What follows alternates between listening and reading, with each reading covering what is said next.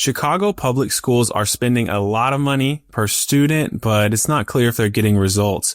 Jim Talamonti at the Center Square, my colleague, has been covering this, doing a great job. Jim, I read your story about just how much money is being spent per pupil. I think it's like $100,000 per student. I won't make a judgment on Chicago public schools. I'd love to hear you speak to that. But meanwhile, some private schools just down the street may be doing a lot better for a lot less money. Can you educate us on this?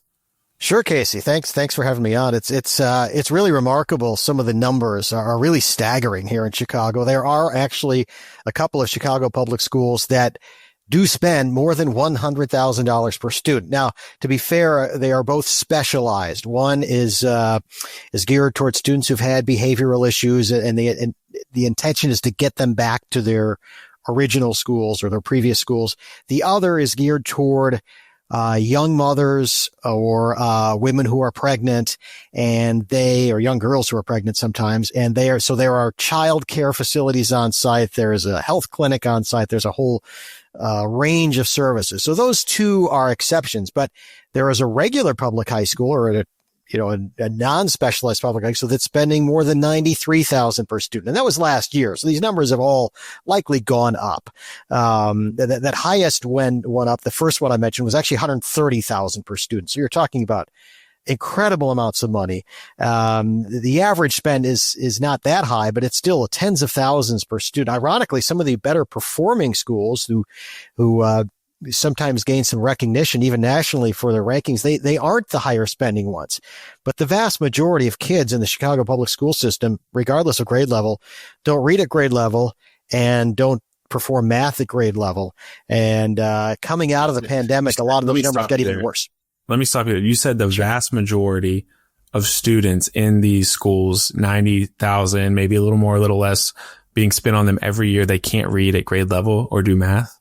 Correct. And that's actually statewide. Most public school students in the state of Illinois, the numbers are around 30% who read at grade level. It's a little over that for reading, but for math, it's just under 30% perform math at grade level in the state of Illinois. But we are one of the biggest spenders on education. We constantly hear our state lawmakers talking about we need more money for education. The mayor of Chicago, longtime Chicago Teachers Union organizer, now in the mayor's office, is pushing for more and more and more money.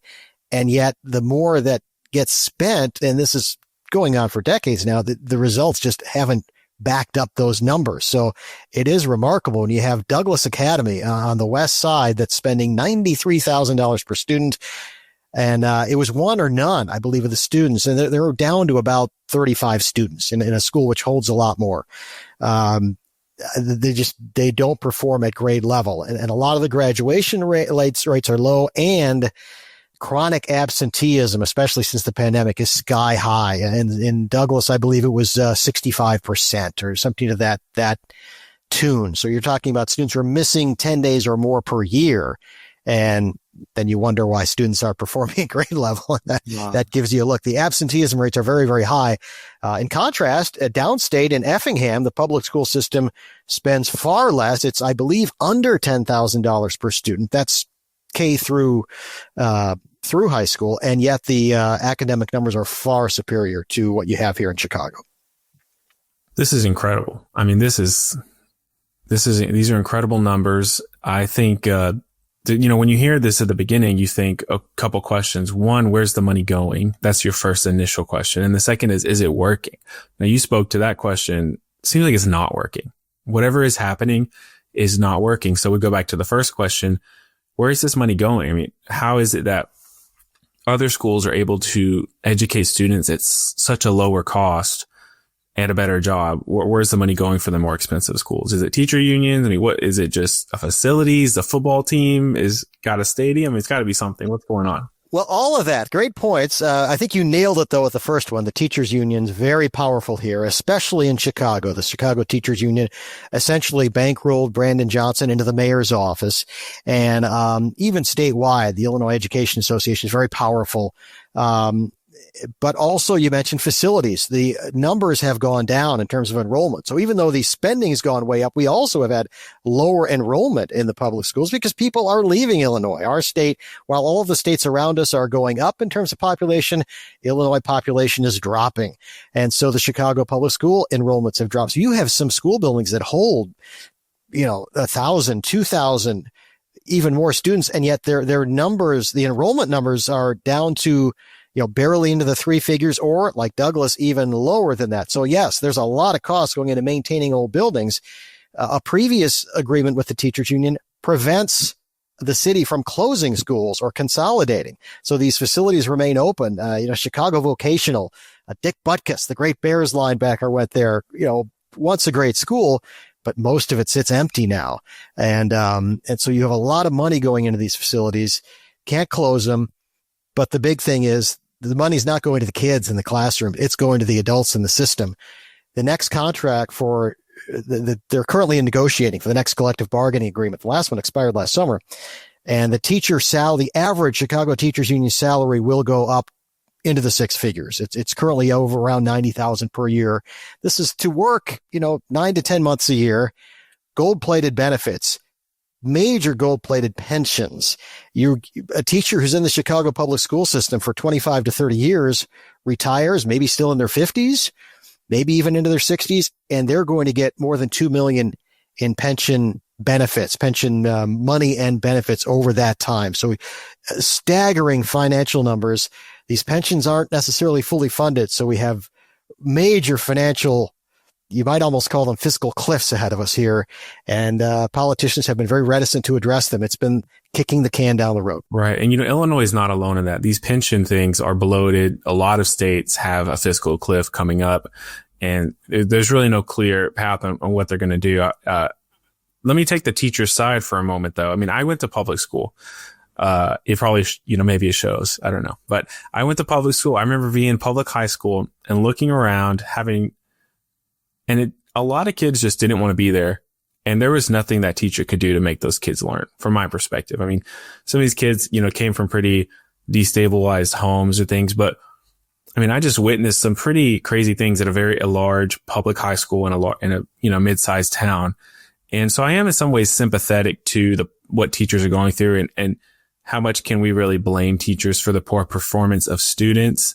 There's many students in my class that probably should have been expelled. I guess we don't expel people anymore. I'm wondering, how much can we blame the teachers for being dealt a bad hand with these students? Of course, the pensions, there's financial questions, maybe wasteful spending, that's separate. But when it comes down to in the classroom, what's happening, other than, what are you going to do? You can spend less on teachers, I guess, and save money. And what's going on in the classroom that's making the difference? Or is it just the students who are being recruited to certain kinds of schools versus others? I think you're right. You can't pin this on the teachers. It's a bureaucratic system, union, public school system, especially in Chicago. These are massive bureaucracies. And, yes, there are a lot of great teachers in the system. I also went to public schools. Right now I have one public, one in private. You didn't have to tell me. I already knew. No. But you mentioned at the top, the story I did on six-figure schools. Then there's the contrast.